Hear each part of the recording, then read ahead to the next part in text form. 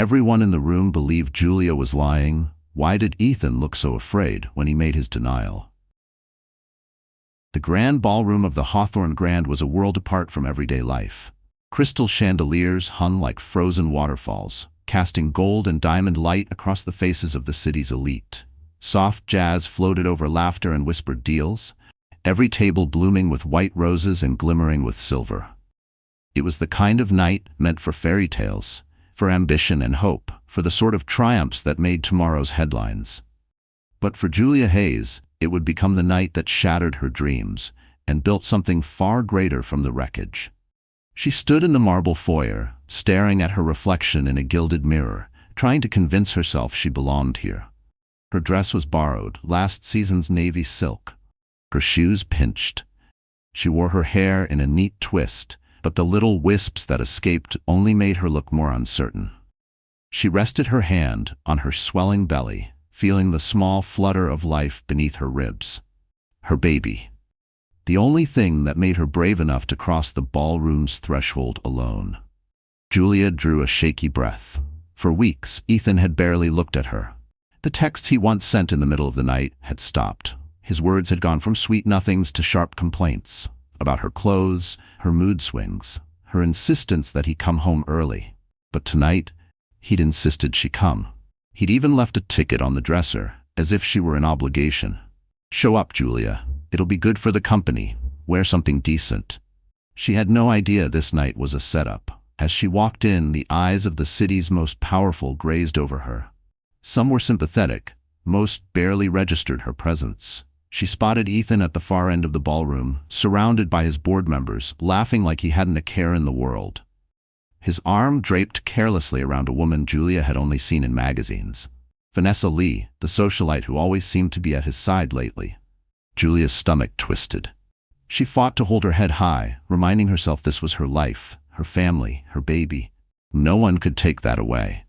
She made her way across the floor, avoiding the gazes, wishing she could disappear. But Ethan saw her. His eyes met hers, cold and flat. There was no warmth, no recognition. He let out a laugh, whispering something to Vanessa, who turned to look at Julia with a glint of triumph. It happened faster than Julia could process. Ethan lifted his champagne glass, clearing his throat. The music faded. The crowd's attention shifted. "Ladies and gentlemen," he called, "I want to thank everyone for coming to support the Hayes Foundation tonight. We couldn't do any of this without the help of our friends and our family." Julia smiled weakly, hoping for a sign of reconciliation.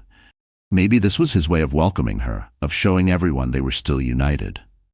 For a fleeting second, hope flickered. But then Vanessa stepped forward, curling herself into Ethan's side.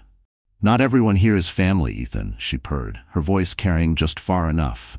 And that's when Ethan turned, his face stony. "That's right, not everyone." His gaze swept over Julia. "Some people come here with their own agenda. Some people try to trap you with lies and drama. Some people even claim a child is yours when everyone knows it can't be." The words fell like stones in the silence. Julia felt the ground tilt. Whispers surged across the room. Cell phones raised as guests started recording. A few gasps, a low laugh from Vanessa. Julia's heart hammered so loud she thought the whole world could hear. "Ethan, stop," she pleaded, voice breaking. "Not here, not like this." But he didn't stop. "If you want the truth, here it is," he said, voice rising. "That child, her child, is not mine. I want nothing to do with her or her drama." Someone in the crowd muttered, "Isn't she his wife?" Another said, "Didn't he marry her last year?" But Ethan kept going, his face a mask of cold certainty.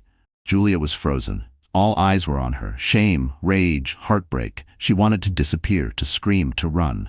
Instead, she just clutched her belly, protecting the one innocent soul in this whole disaster. Tears burned her eyes. "You know the truth, Ethan," she said softly. "You know what we had. You know this baby is yours." He sneered. "I know you want it to be mine, but it's not. You can't pin your failures on me." People were recording. Someone whispered, "This is going viral," as the crowd parted. The ballroom felt suddenly cold, every light a spotlight on her humiliation. Julia turned, forcing herself to stand tall. If this was the end, she wouldn't give them the satisfaction of seeing her break. With trembling hands, she straightened her dress and walked away, each step heavy with betrayal. She heard laughter behind her. Ethan's laugh, Vanessa's giggle, the sound of power and cruelty. But she also heard something else. The gentle voice of her own courage, telling her to keep walking. What no one in that ballroom knew was that Julia Hayes was no ordinary woman. She had secrets.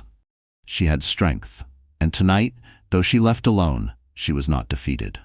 The humiliation would echo across social media. The video of Ethan's denial of Julia's silent heartbreak would be shared thousands of times before midnight. But none of those people, none of the gossips, the snickering guests, or even Ethan himself had any idea what was about to happen next, because someone else had been watching the whole thing. Someone whose entrance would change Julia's life and Ethan's legacy forever. Julia Hayes walked out of the Hawthorne Grand Ballroom feeling every stare on her back, every whisper slicing through the thick August air. She barely remembered stepping onto the street. The city lights blurred as she blinked away tears, her mind spinning with Ethan's words meant to erase her and their unborn child from his perfect life. But Julia wasn't someone you could erase. She wasn't the weak, desperate wife Ethan painted her to be. Tonight had destroyed something inside her, but it also woke up a strength she'd buried for too long. She stopped outside the hotel's ornate entrance, pressing one hand to her belly. Her phone buzzed with notifications, text messages from old college friends, distant family members, co-workers who'd seen the viral video. It was everywhere. She didn't dare open them. The city suddenly felt twice as big, and she felt twice as small. But that was the thing about Julia. Small was never the whole truth. Julia Hayes had grown up on the edge of the city, in a neighborhood where dreams were currency and second chances were rare. Her mother, Lillian, worked 2 jobs to keep them afloat.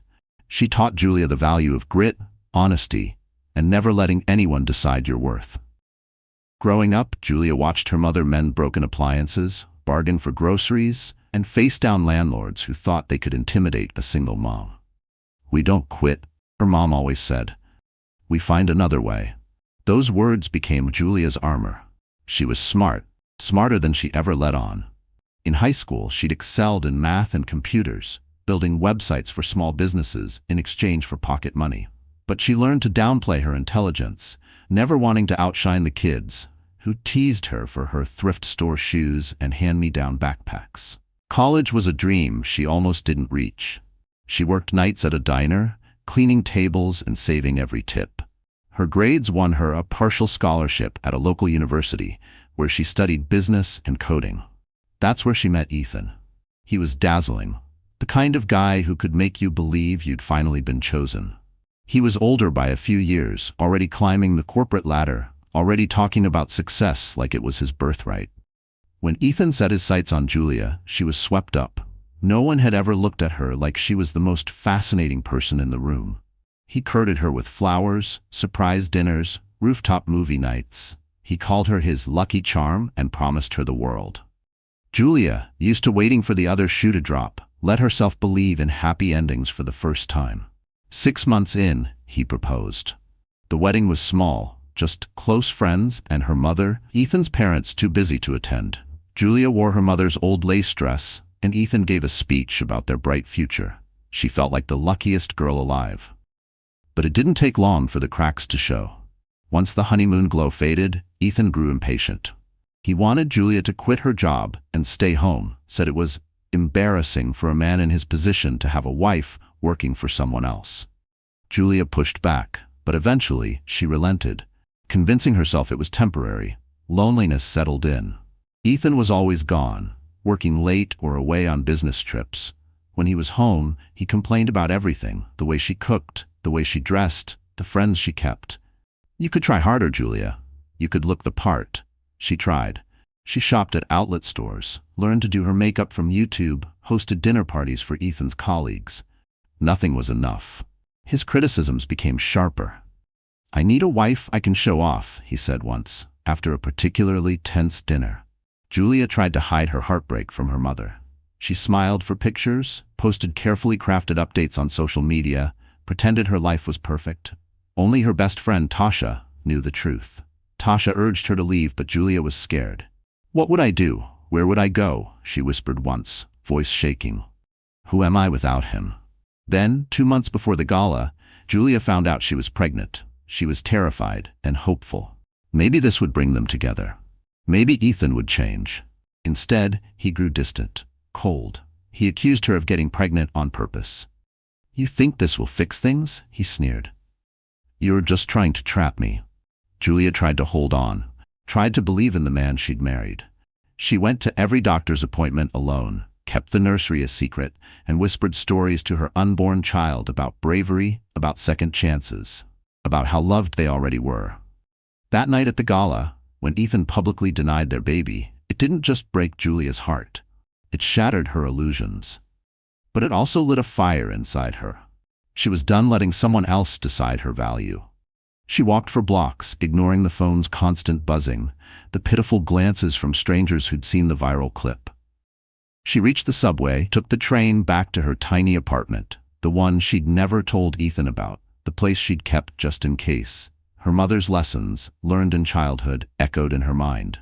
That night, Julia sat on her bed, hand on her belly, and made a promise. "I don't care what the world thinks. I will fight for you, little one. I will fight for myself." She opened her laptop and began to type. She wasn't sure what she was writing. A letter? A confession? But the words poured out, her pain, her story, her truth. She hit post on a private social media group for women who'd survived public betrayal. By morning, her story was already spreading. Messages poured in, strangers offering comfort, women sharing their own heartbreaks, others promising help. And somewhere in the city, another figure was watching. Someone who had the power to turn Julia's nightmare into a triumph she'd never imagined. The city never truly slept, but on gala nights it shimmered with an energy all its own. Billionaires and dreamers, celebrities and politicians, fashion moguls and media powerhouses, all came out for nights like this. Julia had spent the last 3 years living on the very edge of this glittering world, close enough to watch, always just out of reach, as if the velvet rope was an invisible barrier that kept her in her place. The Hawthorne Grand Hotel, with its marble floors and gold-trimmed columns, wasn't just the venue for the city's biggest gala. It was a monument to everything Julia thought she wanted. The moment she married Ethan, she thought she'd been given a ticket inside. But nights like this only proved how little power she actually had. The city's elite didn't notice her. At least, not until her humiliation. Before Ethan's betrayal went viral, Julia was just another quiet wife standing at the edge of the dance floor, smiling politely, careful not to attract attention. The only thing that had ever drawn eyes to her was her pregnancy, her rounded belly, a gentle but constant reminder of vulnerability. That night, even before Ethan's speech, Julia had sensed something was off. Every corner of the ballroom hummed with secrets. She could feel the tension in the way women glanced at their husbands, in the careful way old friends greeted each other, sizing up alliances and rivals. The floral arrangements cost more than Julia's yearly salary before she married Ethan. Waiters in pressed uniforms wove between guests carrying silver trays of champagne and tiny canapés. From the balcony you could see the city stretched out below, skyscrapers sparkling against the night sky. To Julia, it looked like another world, one she didn't belong in, no matter how hard she tried. But the biggest spectacle wasn't the luxury or the high-profile guests. It was the invisible contest. Who had the most power? Who looked the happiest? Who could make or break a reputation with a single glance or whispered word? It was a game Ethan had learned to play, but Julia had always found terrifying. She remembered watching Ethan work the room, his charm turned up to full volume. He laughed with investors, promised board members the world, and made everyone feel like they were the only person who mattered. He was a star in his own right, and she was expected to orbit quietly around him. But this gala was different. From the moment she arrived, Julia could feel the undercurrent of expectation. Ethan's assistant had texted her the day before, "Please make sure to arrive by 7:30. Mr. Hayes will meet you at the main entrance. It's important for the company's image." There was no mention of her, no concern for her pregnancy, just the brand. Julia had spent hours getting ready, borrowing a dress from her friend Tasha, who worked in PR, and always seemed to have a spare designer gown. The dress fit, but Julia still felt out of place. Her makeup was perfect, but it didn't hide the exhaustion in her eyes, She took a cab to the hotel, too nervous to risk public transit and worried she'd ruin the dress. As she entered, a photographer snapped a photo. Julia flinched, but the man smiled politely, already looking for a more famous face. She passed a cluster of fashion editors who didn't even glance her way. She took comfort in her anonymity, hoping she could just blend in. Inside the ballroom, the scale of the event hit her all over again. There were people she recognized from magazines, business tycoons, philanthropists, even a movie star or two. The mayor was shaking hands at the entrance, and the city's most infamous gossip columnist circled the room, looking for stories. Julia searched for Ethan and spotted him across the room, laughing with a small group of executives. Beside him, Vanessa Lee stood out in a blood-red dress, black diamonds glittering at her throat. Vanessa had already replaced Julia in the social circles. Julia was barely allowed to enter. Vanessa saw Julia before Ethan did. She smiled, a cold, perfect smile, and whispered something to Ethan. That's when he turned, his face closing off. His posture changed. Julia could see the performance begin. Ethan crossed the room to greet her, but instead of warmth, there was an icy formality. "You're late," he said quietly, his smile fixed in place. "Try not to draw attention to yourself. We need this night to go smoothly." Julia nodded, swallowing the humiliation. She took her place at his side, smiling for photos, trying to answer polite questions from strangers who didn't care about her answers. Someone asked about the baby, and Ethan laughed it off, saying, "We're not sure yet. Maybe it's not even mine, right?" The group laughed, and Julia's cheeks burned. She realized then that the whole night was a test, a public stage for Ethan to prove his control, for Vanessa to mark her territory, and for Julia to disappear.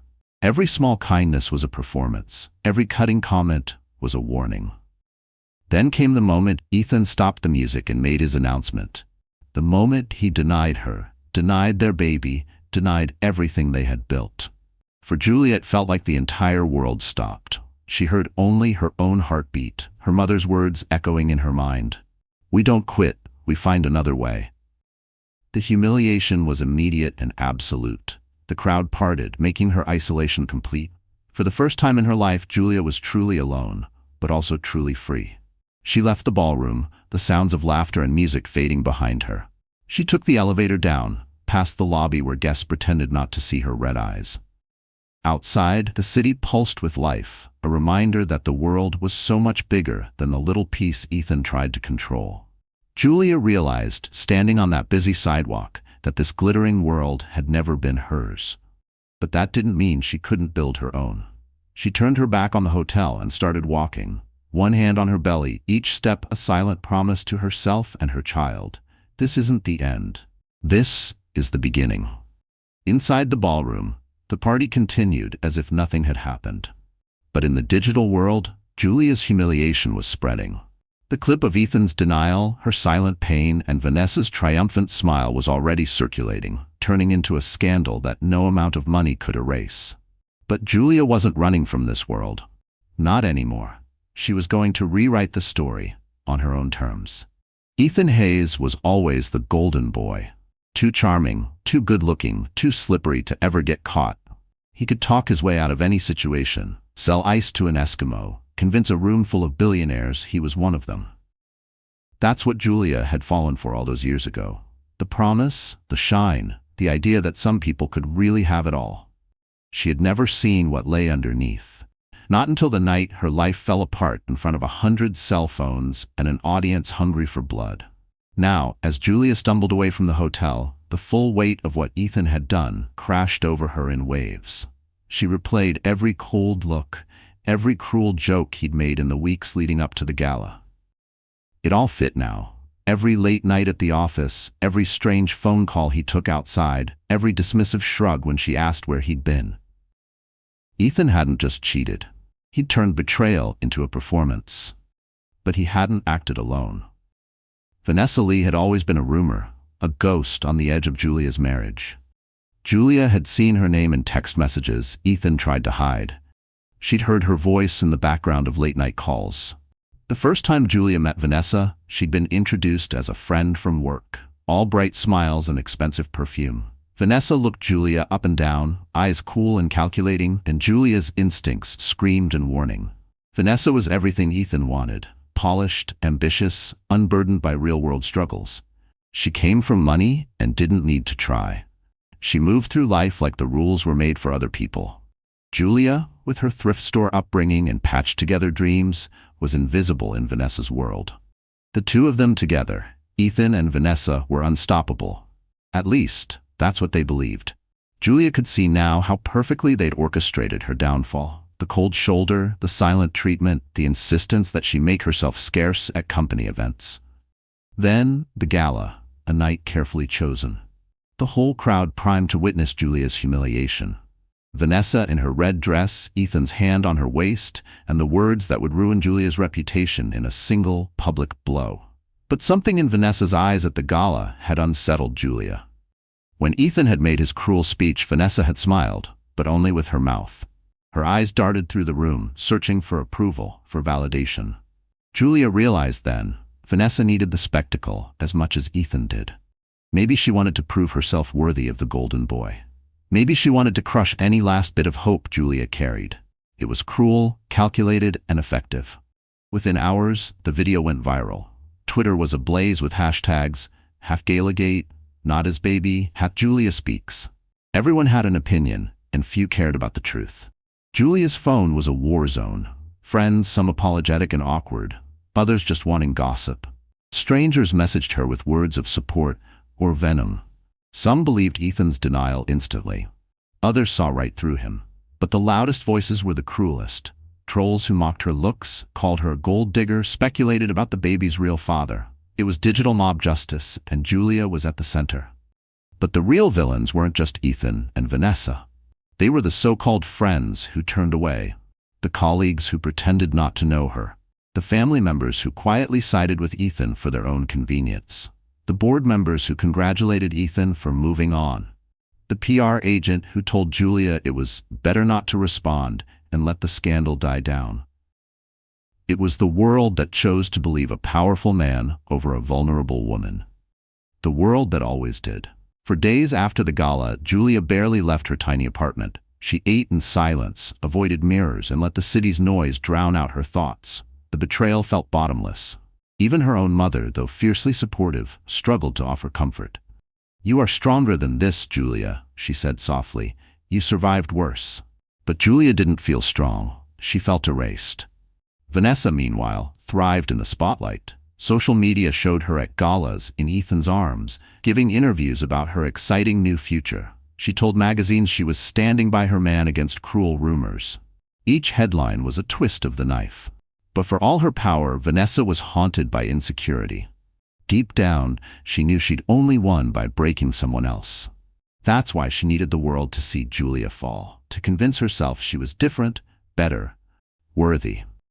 Ethan played his part flawlessly, posting photos of himself and Vanessa, crafting a narrative of betrayal and forgiveness, spinning the story until people started to forget Julia ever existed. But there were cracks. People noticed the timing. They noticed how quickly Ethan moved on. A few voices, quieter but persistent, questioned his side. "Why would a man deny his own baby so publicly?" one podcast host asked. "What is he hiding?" Julia watched the coverage from her bed, hands cradling her stomach, her inbox filled with hate and hope.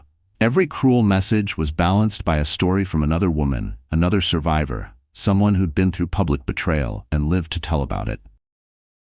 For every villain in her life, Julia found an unexpected ally, a neighbor who brought groceries, an old friend who sent flowers, a stranger who offered legal advice. She realized she wasn't alone. She was just the latest in a long line of women who refused to disappear. The world wanted Julia broken. Ethan and Vanessa needed her to give up, but every day she survived, every day she told her story, every day she chose not to hide, she became harder to erase. The villains had their moment. They'd written the headlines, cast her as the villain in their story. But Julia was done playing that role. She was ready to become the heroine. The hours after Ethan's betrayal at the Hawthorne Grand blurred together, a nightmare loop Julia couldn't wake from. News spread with the speed of wildfire. By midnight, every major gossip blog had the clip on its front page. A shaky, zoomed-in video of Ethan, the golden boy of the city's tech world, publicly denying his pregnant wife and their unborn child in front of a stunned, glittering crowd. The headline stung: Tech mogul shocks gala with bombshell accusation. That baby isn't mine. Scandal at the Hawthorne Grand. Who is Julia Hayes? Socialite Vanessa Lee steps in as Julia crumbles. Julia sat on the edge of her bed, phone clutched in one hand, the city's skyline a blur of harsh neon through her window. She didn't dare look at her notifications. Friends' texts mixed with strangers' threats. Ignore them, her mother begged over the phone, voice trembling with worry. You need to rest, sweetheart. The baby comes first. But how do you rest when the world is watching you fall apart? She kept replaying it. Every word, every look, every ounce of cruelty. The way Ethan's voice had cut through the ballroom, his eyes fixed not on her, but on the audience, as if she were nothing but a prop in his performance. She remembered the sound that wasn't laughter but something colder. A mix of disbelief and delight from the crowd. Cell phones raised, catching her humiliation from every angle. Julia hadn't known what to do. She tried to speak, tried to defend herself, but Ethan kept talking, Vanessa smirking at his side. I'm sorry, Julia, someone had whispered behind her as she left, but the words didn't help. They only added to the shame. By the time she stepped outside, the gala's music and laughter were just a distant echo. Her chest was tight, her head spinning. It wasn't just betrayal, it was annihilation. A whole room full of people, many she'd called friends, had watched her world collapse and done nothing. She made it home somehow. She changed out of her dress in the dark, sobbing quietly so her baby wouldn't feel her heartbreak. She wrapped herself in her old college sweatshirt, the fabric worn soft, and curled up on her couch. There were no words left, only numbness. But outside her apartment, the world raged on. Twitter exploded with arguments, jokes, and judgment. Some people believed Ethan instantly, citing his charm and public persona. Others condemned him, their sympathy for Julia drowned out by trolls and scandal fans. Comment sections filled with wild rumors about Julia's past, about the baby's father, about why Ethan had married her in the first place. Someone posted old photos of Julia from college, mocking her thrift store dresses and unstyled hair. Others dug up her first job as a waitress, spinning it as evidence that she married up. The cruelty stung. She wanted to delete every account, every picture, every piece of herself the world had ever seen. But she didn't. Instead, she found herself scrolling through every message, every headline, every awful video clip. For a while, the pain was almost physical, a churning in her gut that made her curl tighter around her belly. But then, slowly, something changed. Among the thousands of messages were sparks of kindness. Messages from women who'd survived the same public shaming, from men who called out Ethan's cowardice, from mothers who promised Julia she wasn't alone. One message from a woman in Arizona read, "You don't know me, but I've been where you are. You'll survive this. He won't break you." Her friend Tasha called, refusing to let Julia ignore her. "Listen, Jay," she said fiercely. "You didn't do anything wrong. This isn't your shame. It's his." Tasha told her to block the haters, to stay off social media. But Julia couldn't help it. She needed to see it for herself, to understand what had happened to her life. The worst was the message from Ethan himself, hours after the scandal broke. "Ethan, I hope you're happy. You embarrassed me and the company. This could have been avoided if you'd just listened." Julia stared at the message, stunned by his audacity. He truly believed this was her fault, that she was responsible for his cruelty, his lies, his cowardice. Julia didn't reply. She knew now that nothing she said would matter to him. He'd already rewritten their story to suit his needs. At dawn, the city's light crept through the curtains, illuminating the mess her life had become. Julia sat up, wiped her eyes, and went to the nursery she'd started decorating alone. There was a tiny crib, a stack of books she'd loved as a child, a blue and white mobile still in its box. She ran her fingers over the railing, feeling the promise of new life. She spoke softly, her voice trembling but steady. "I don't know what happens next, little one. But I swear, I won't let them erase us. I won't let them win." The day passed in a haze of exhaustion, tears, and small acts of survival. Julia made herself breakfast, drank water, forced herself to shower. She answered her mother's calls, listened to her friends' advice, let herself grieve. But she also began to feel something new, a stubborn, simmering resolve. If this was the worst night of her life, she decided, it would also be the turning point. She sat at her kitchen table and opened her laptop. She didn't know what she would write. Maybe a letter to her child, maybe a public post to reclaim her truth. All she knew was that her story wasn't over, and she wasn't going to let Ethan or Vanessa write the ending. Outside, the city kept moving, uncaring. But inside Julia's apartment, a quiet, powerful transformation had begun. The world had watched her humiliation, but soon they would watch her rise. The world outside Julia's window felt impossibly far away. By the second morning after the gala, sunlight barely reached her apartment. She hadn't left in 30 hours. Her phone vibrated endlessly, but she let it drain to black, unwilling to hear one more ping, one more message from a world that seemed only to want her humiliation. Sleep was a memory. Whenever her eyes closed, she saw Ethan's face, cold, smug, so sure of himself. She heard his words, sharp as knives. "That baby isn't mine." The echo rang in her ears until she felt hollow inside. The shame, the betrayal, the feeling of being exposed and judged by strangers, it all pressed down on her, heavier with every minute. Julia moved through her apartment in slow motion. She ate dry cereal straight from the box because the thought of cooking or even eating made her sick. Her shower ran cold while she sat on the floor of the tub, knees pulled up to her chest. She stared at the pink tile, willing herself to disappear. She was supposed to be stronger. She was supposed to rise above it. That's what her mother said. That's what all the well-meaning messages told her. Be strong for your baby. But right now, she just wanted it all to stop. Sometimes she pressed her palm to her stomach and just cried. "I'm sorry," she whispered over and over, as if the baby could hear her. "I'm so sorry. I didn't want this for us." She had dreamed of something different, of sharing ultrasound pictures with Ethan, of painting the nursery together, of late-night laughter about baby names. Now those dreams were rubble, buried beneath the weight of scandal and public shame. She was an internet meme, a cautionary tale, the punchline to a cruel joke. She had become invisible in the worst way. Everyone knew her name, but no one saw her as real. On the third night, Julia stood at her kitchen window, watching the city lights blink and blur in her tears. She wanted to run away, to erase herself, to find some small corner of the world where nobody would recognize her. She picked up her phone and scrolled through messages she'd been ignoring. Her mother had called 11 times. Tasha had left voicemails, each one more worried and frantic than the last. There were also dozens of messages from unknown numbers, some kind, most not. She deleted the hateful ones. But the others, the messages from women she'd never met, stopped her. "I went through this too. You'll survive. It gets better. You are not alone, Julia. Don't let them decide your story." Each small word of hope felt like a pebble in her hand, something she could grip to keep from drowning. Still, the darkness was deep. The world outside was moving on, but her life had stopped. She tried to call her mother but couldn't get the words out. Instead, she curled up on her bed and let her tears come in waves. In her mind, she replayed every good moment with Ethan, trying to figure out what she had missed. Had he ever really loved her? Did he ever want this child? Was it all a performance, even from the start? The questions were endless and pointless, but she couldn't stop herself from asking.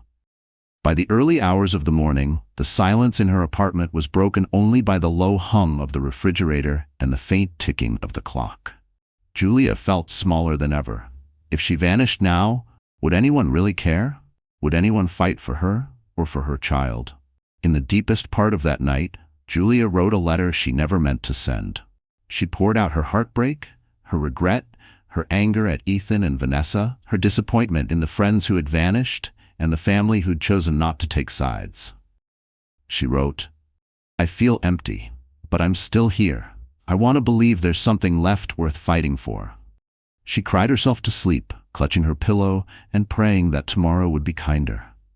When she woke, sunlight was streaking across her floor. For the first time in days, Julia felt something other than pain, something like defiance. She forced herself to take a shower, to eat toast with honey, to open her blinds and let the world back in, even just a little. That afternoon, Tasha came to her door, arms full of groceries and stubborn determination. "I'm not leaving, Jay. I'll sit here in silence, or I'll talk your ear off. but I'm not leaving you alone." Together they cleaned the kitchen, made tea, and watched old movies with the sound off. It wasn't much, but it helped.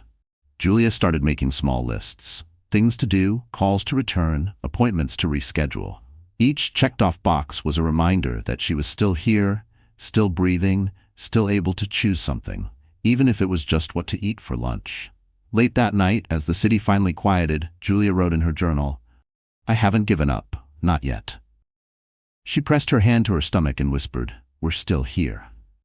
The world hadn't disappeared, and neither had the pain. But inside that pain, a tiny spark was starting to glow, a reminder of the strength she didn't know she still had. Tomorrow, she promised herself, she would fight a little harder. She wasn't ready to let go. Not yet. Julia sat on the edge of her bed, sunlight warming her face as the city came alive outside. Something was different this morning. For days, she had been at the mercy of the world, tossed and broken by headlines, rumors, and Ethan's cruelty. But as she sipped the tea Tasha had made, she felt a new clarity settling in her chest. She wasn't just a victim. She was still Julia Hayes, a woman with her own story, her own power, and most importantly, her own secrets. There was one secret in particular, one she'd held close, even from Ethan. It was the reason she'd never truly been afraid of starting over. Because Julia Hayes was not just a nobody, not the desperate housewife social media made her out to be. Years ago, long before Ethan, Julia's life had taken a sharp, unexpected turn. Her biological father, Michael Wexler, had been absent her entire childhood. A ghost in stories, a line on her birth certificate, a myth her mother rarely discussed. Julia's mother had always said, "We don't need his money, we have each other." But what she didn't say, what Julia only learned as a teenager, was that Michael Wexler was one of the most brilliant venture capitalists in the country. He was also, quietly, one of the city's billionaires, famous for his ruthless instincts, sharp investments, and legendary privacy. Julia hadn't known the full truth until she was 23, working her first tech job and scraping by in a studio apartment. That's when Michael's attorney reached out, inviting her to a lunch she'd never forget. Michael Wexler was blunt, direct, and unexpectedly kind. "I know I wasn't there," he said. "That was my failure. But you're my daughter. And everything I've built is yours if you want it." Julia had been stunned. She refused his money at first, not wanting to owe anyone, especially a father she barely knew. But Michael insisted on helping, setting up a trust for her education and future, with the caveat that she could only access it when she truly needed it, or when she wanted to build something for herself. She'd told almost no one, not even Tasha. She wanted to make her own way, to succeed or fail on her own merits. When she met Ethan, she kept the truth a secret, afraid he'd love her for her last name instead of who she was. Now she realized how right she'd been to keep that secret. Ethan didn't deserve to know her worth. Neither did Vanessa or the world of shallow, fickle socialites that had turned on her. As Julia sat with her tea, she realized she was not powerless. She had choices. She had resources. She had allies she'd never called on. And, as the headlines continued to swirl and the world gossiped about her, another door was about to open. It started with an email. The sender's name was unfamiliar, but the subject line was impossible to ignore. "A friend who's been watching." Julia hesitated, then clicked. "Dear Julia, you don't know me, but I saw what happened at the Hawthorne Grand. You don't deserve any of this. I know you're strong, but I also know sometimes it takes a little help to stand up again. If you're willing, I'd like to meet. No strings attached. I believe you could be the kind of partner I'm looking for, in more ways than one. Leo Blackwell." Julia's heart pounded. Leo Blackwell. She'd heard the name in tech circles, a mysterious billionaire investor, the kind of person who could turn a startup into an empire with a single phone call. He rarely appeared in public, avoided the party circuit, but was rumored to be both brilliant and impossible to impress. Why would he be reaching out to her? She read the email again. "You could be the kind of partner I'm looking for." Was he offering her a job? A business opportunity? Or was this something else? Maybe even a chance to rewrite her story? Julia showed the email to Tasha, who nearly spilled her coffee. "Julia, this is huge. You have to answer him. Even if you just hear what he has to say, this is the universe giving you a second chance." After everything she'd been through, Julia was cautious. She wrote back, "Thank you for your message, Mr. Blackwell. I appreciate your support, but I'm not sure what you mean by partner. Would you mind explaining?" She sent it, nerves jangling. An hour later, Leo replied, "Of course, Julia. I've been following your career since your first coding project was acquired 3 years ago. I know your story goes far beyond this recent scandal. I think the world is underestimating you. I want to invest in your next step, whatever you want to build. And if you're willing, I'd like to meet in person to discuss how we can help each other." No press, just two people having coffee. Julia stared at the screen, stunned. Someone saw her. Someone powerful. Someone who could see past the viral scandal and the pain, straight to her real potential. That evening, Julia put on her best dress, brushed her hair, and headed to the address Leo provided. A quiet, upscale cafe, nothing like the flashy places Ethan favored. Leo was already there, tall and impeccably dressed, but unpretentious, his eyes warm but sharp. He stood as she approached. "Julia, it's good to finally meet you," he said, offering his hand.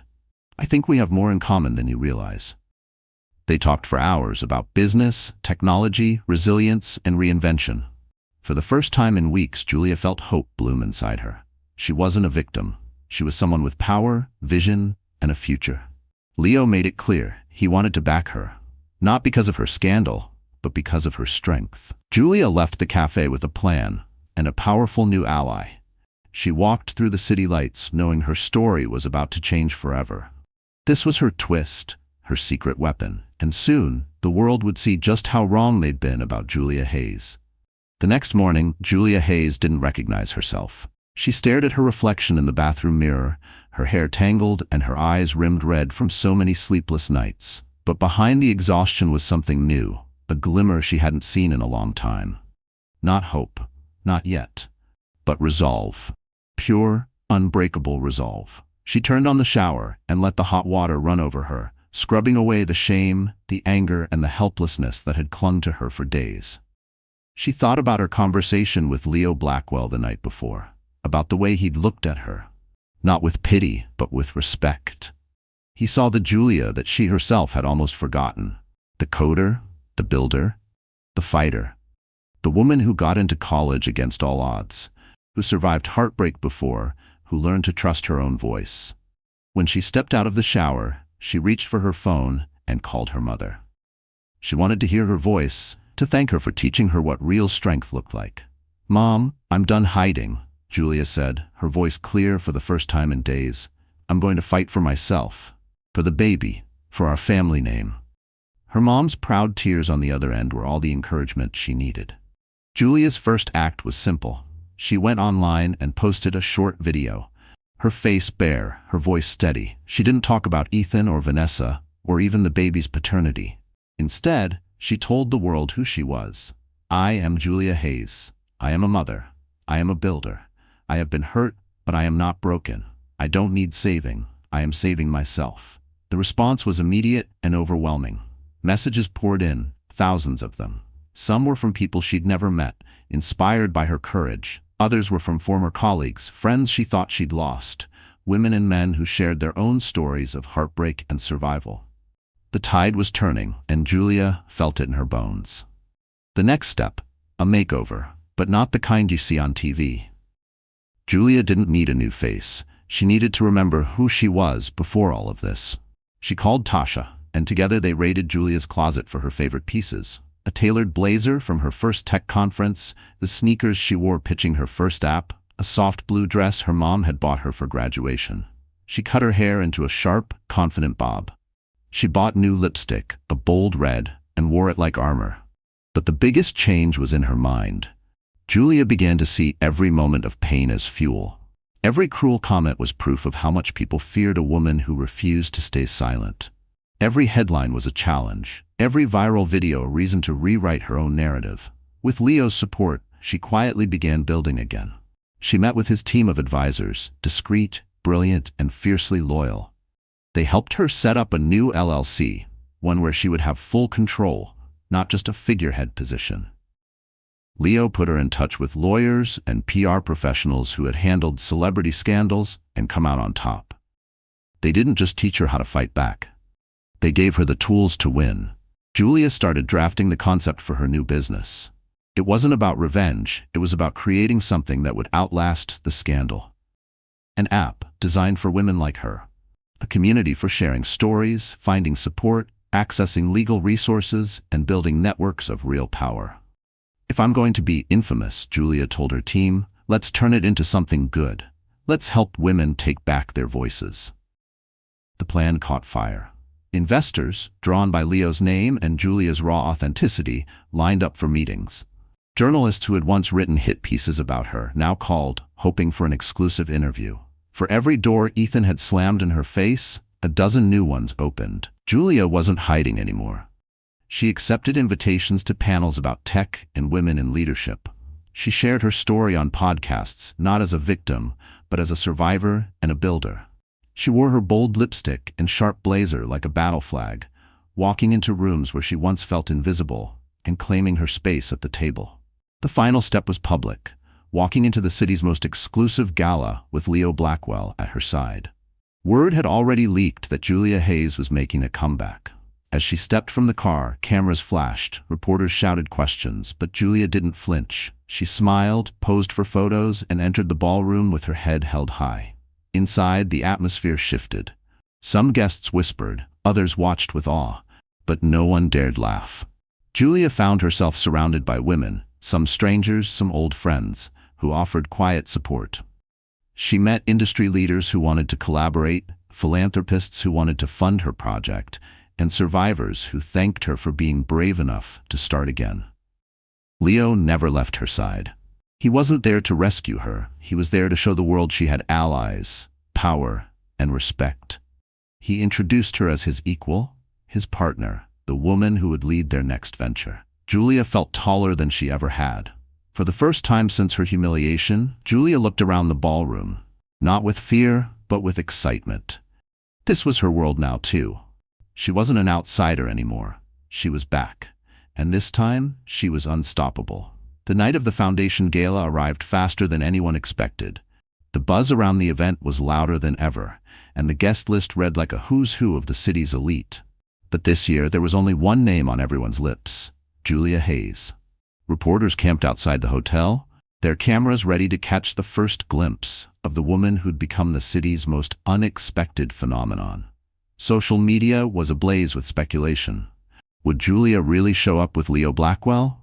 Would Ethan dare attend after everything that had happened?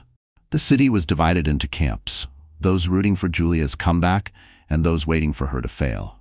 Julia arrived not in a flashy limo, but in a sleek black car, stepping onto the red carpet with the quiet confidence of someone who no longer needed to prove herself. At her side stood Leo, immaculate as always, but letting Julia take center stage. The press surged forward. "Julia, who are you wearing? Julia, are you and Leo Blackwell a couple? What do you say to Ethan Hayes now that your story's everywhere?" Julia paused, smiled, and answered with grace. "I'm here to support women who refuse to be silenced. I'm here because every woman deserves to write her own story. And tonight, I'm finally telling mine." Inside, the ballroom was alive with tension. People craned their necks as Julia entered, her blue dress shimmering under the crystal lights. Some faces turned away, embarrassed by their own complicity in her earlier humiliation. Others, especially women, smiled in open support. A few of the city's most powerful men stood up, making space for Julia and Leo at their table, a silent sign that alliances had shifted. Across the room, Ethan sat with Vanessa, his posture stiff, his smile brittle.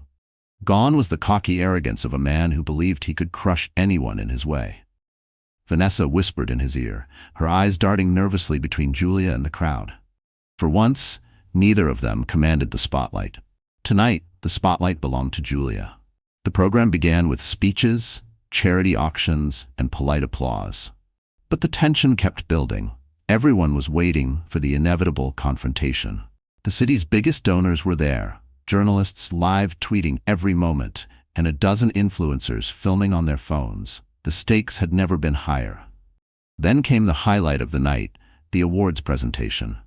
Julia's new startup, built with Leo's investment and her own ingenuity, was set to receive an honor for its groundbreaking work empowering women and families. The MC announced her name, and the room exploded in applause. Julia stepped onto the stage, her head high, her heart pounding, but her voice clear and unwavering. She thanked the foundation, her team, and especially the women who had shared their stories with her. "Tonight isn't just about me," she said, looking straight into the cameras. "It's about every woman who's ever been told she isn't enough, who's ever been silenced, shamed, or doubted. We are not victims. We are survivors, and we are leaders." She paused, scanning the crowd, and saw Ethan and Vanessa frozen at their table. She didn't flinch. "I stand here tonight not in spite of what I went through, but because of it. I was humiliated in front of the world. I lost almost everything, except my self-respect. And from that rock bottom, I built something new. No one can take that away from me." The applause was thunderous. Reporters typed furiously. Phones lit up across the room. For the first time, Julia's story went viral for all the right reasons. But the real fireworks came moments later, when Julia left the stage. The MC announced a surprise donation to the foundation from Blackwell Ventures and Julia's new company. The amount was staggering, and the money would go directly to women escaping abuse and rebuilding their lives. As the numbers flashed across the big screen, Vanessa gasped, and Ethan's face drained of color. That wasn't the only surprise. The foundation's board chairwoman invited Julia to join the advisory board, naming her a key leader in the city's philanthropic scene. Suddenly, Julia's influence dwarfed Ethan's, and everyone knew it. Ethan tried to approach her, to offer a handshake for the cameras, but Julia turned with effortless grace, addressing him loud enough for everyone to hear. "I hope you find the happiness you're looking for, Ethan, but you don't get to control my story anymore. I wish you well." A ripple of laughter swept through the room. Julia smiled, feeling the last vestiges of fear leave her body. She had faced her enemies in the most public way possible, and walked away unscathed, stronger than ever. By the end of the night, Julia was trending nationwide. Her app surged in downloads. Major brands and influencers offered partnerships. Women from around the world flooded her inbox with messages of gratitude and solidarity.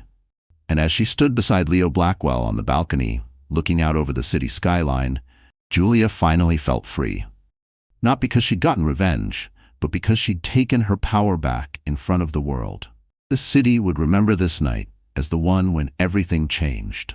Julia Hayes, once cast out and humiliated, was now at the center of a movement. And her ex-husband?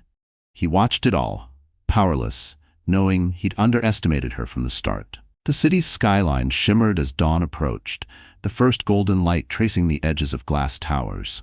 In a penthouse above it all, Julia Hayes stood by the window, watching the city she once thought would swallow her whole. This morning felt different, full of possibility, unburdened by fear. Her phone buzzed with notifications, news outlets begging for interviews, old friends offering congratulations, women from across the world writing to say, "Thank you. You made me believe again." Julia moved through her apartment, each room now a symbol of survival. The nursery, once a place of heartbreak, was now filled with hope. Tiny shoes lined up on the windowsill, a mobile spinning gently above a crib, stacks of picture books ready to be read aloud. On the kitchen table lay the first printout of her company's new logo. Her phone flashed with a message from Leo. "We did it, Julia. The world's watching. Now let's help it change." She paused in front of the mirror, remembering the woman she'd been just weeks ago, shattered, alone, made small by others' cruelty. That Julia had vanished.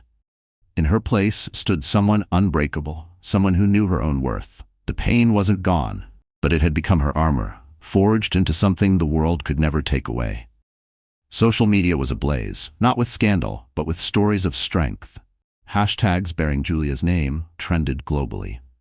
Videos of her gala speech were shared millions of times, cut with footage of women everywhere, smiling, crying, hugging their children, stepping into new jobs, leaving toxic relationships.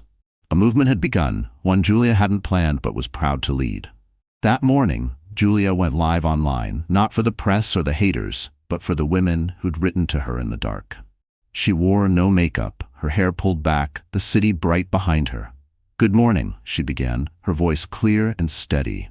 "I don't know where you are or what you're facing right now, but I know what it feels like to be betrayed, humiliated, and made to feel powerless. I know what it's like to have your story twisted by people who don't even know your name." She paused, her hand resting on her belly. "But I also know this. No one gets to decide your worth but you. Not a man, not a boardroom, not a headline or a hashtag. You are the author of your own life. You can survive the worst pain, and you can use it to build something beautiful. Don't wait for someone else to save you. Save yourself. Start again. Louder, braver, and unashamed." Thousands watched live. The comments poured in. "You saved me. I'm not alone anymore. You're the reason I'm walking out today." Her message was no longer just hers. It belonged to everyone who'd ever felt erased. Everyone who'd ever been told they were too weak to fight back. As the days turned to weeks, Julia's company took off. She hired women who'd been pushed aside, who'd lost jobs or reputations to gossip and lies.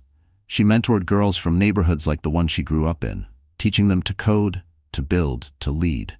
She partnered with shelters, legal aid organizations, and startup accelerators, creating real pathways for second chances. Ethan faded from the headlines, his power base eroded by his own arrogance. Vanessa found herself sidelined, the new it girl, just another footnote in a world that never cared about loyalty or kindness. The tables had turned, not with vengeance, but with vision. Julia no longer needed to look back. But her proudest moment wasn't a news headline or a boardroom deal. It came quietly, on a soft spring afternoon, as she rocked her newborn to sleep in the nursery filled with sunlight. Her mother visited, tears in her eyes as she held her grandchild for the first time. Tasha came by with flowers and laughter, the friendship between the three women unbreakable after all they'd survived. Leo visited too, but not as a rescuer or a savior, just as a friend and a partner. A reminder that sometimes the universe sends you exactly who you need when you're ready to accept it. They celebrated, not their victories, but their resilience, their ability to build, to forgive, to love again. As Julia watched her baby sleep, she whispered, "No one will ever decide your story but you." It was a promise for her child, but also for herself, for every version of Julia Hayes who had ever doubted her own strength. The world would remember Julia Hayes not for her humiliation, but for her rise, for the empire she built from the rubble of betrayal, for the movement she started with a single, trembling voice and the courage to keep speaking, for the lesson she gave to every woman watching. You are not weak. You are not invisible. You are not the sum of someone else's mistakes. You are the storm and the sunlight, the architect of your future, the hero of your own story. Never let anyone tell you otherwise. The camera faded to black as Julia smiled softly, her eyes shining, not with tears, but with the fierce joy of a woman who had lost everything and found herself. And for everyone watching, the message was clear. Rewrite your ending. The world is waiting for your voice. So the story has ended, and, wow, if you're still here with me, you're honestly the heart and soul of this channel. Let's take a breath together. You've just witnessed Julia's journey, from betrayal and public shaming to an incredible rebirth. If you're feeling something right now, it means you know how deeply these moments echo in our real lives. The biggest lesson? Nobody else gets to write your ending. You are the only one with the power to stand up, start again, and rewrite your story, no matter how many times you get knocked down. Remember, as the great heterodox saying goes, sometimes the wound is the place where the light enters you. Don't be afraid of your scars. Let them be the proof that you healed and grew. If this touched you, please like, share, and subscribe, and drop a comment below about your own comeback. Let's remind each other. Our voices are stronger together.